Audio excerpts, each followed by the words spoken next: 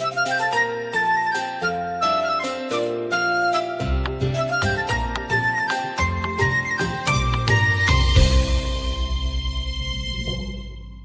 सभी को मसीह यीशु के मधुर नाम में जय मसीह की। मनी आज परमेश्वर के जीवित वचन से आपको प्रोत्साहित करना चाहूँगा। दूसरा कुरिन्थियों 9 अध्याय और उसके 7 पद को, दूसरा कुरिन्थियों 9 अध्याय 7 पद, जिसमें लिखा है, प्रत्येक जन जैसा उसने अपने मन में निश्चित किया वैसा ही करे, ना कि कुड़कुड़ के, न दबाव से, क्योंकि परमेश्वर हर्ष से देने वालों से प्रेम करता है। प्रियो, परमेश्वर किस बलिदान से प्रसन्न होता है, ऐसा एक उदाहरण हमें हाबिल से प्राप्त होता है। हाबिल, जो कि पुराने नियम में जब हम पढ़ते हैं, वो आदम का बेटा था, छोटा बेटा।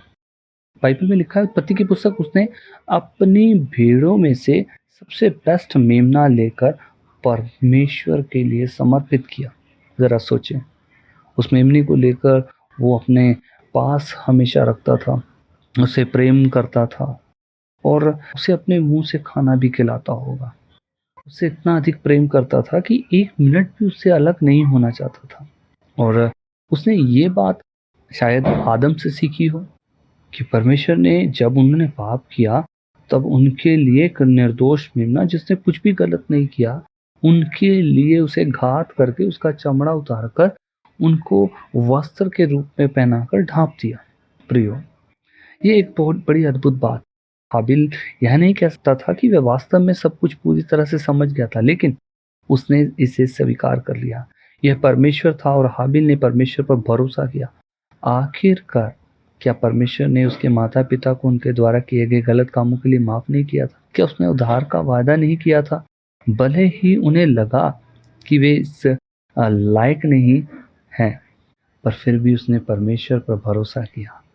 इस बात पर यकीन किया, परमेश्वर सर्वशक्तिमान जो क्षमा करने वाला है, उसने मेरे माता पिता को क्षमा किया। न केवल मेरे माता पिता को, इवन मुझे भी वो पाप की निगाह से नहीं देखता है, कि पाप में ही मेरा जीवन हुआ। और जिस पाप के अंदर हाबिल का जन्म हुआ वो जानता था, लेकिन फिर भी उसने परमेश्वर की करुणा को समझा।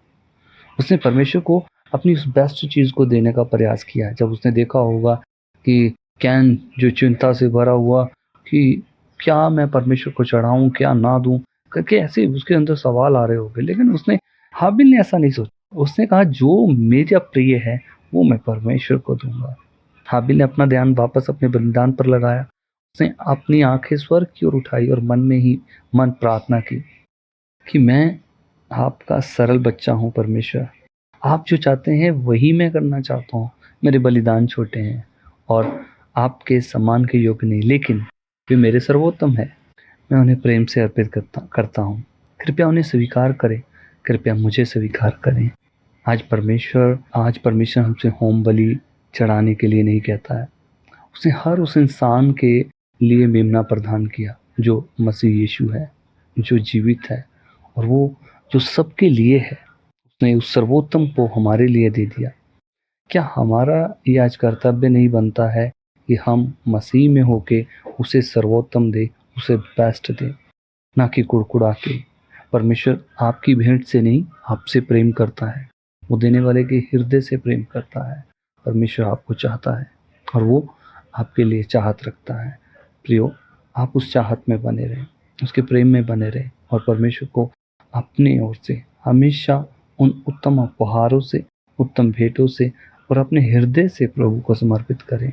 परमेश्वर उसे ग्रहण करेगा और आपके लिए आशीष की बारिश करेगा। परमेश्वर आपको आशीष करे, यीशु के नाम में आमीन।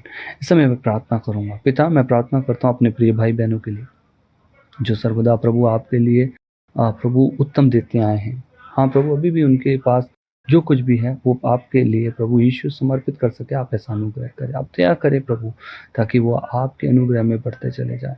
यीशु के नाम में आमीन।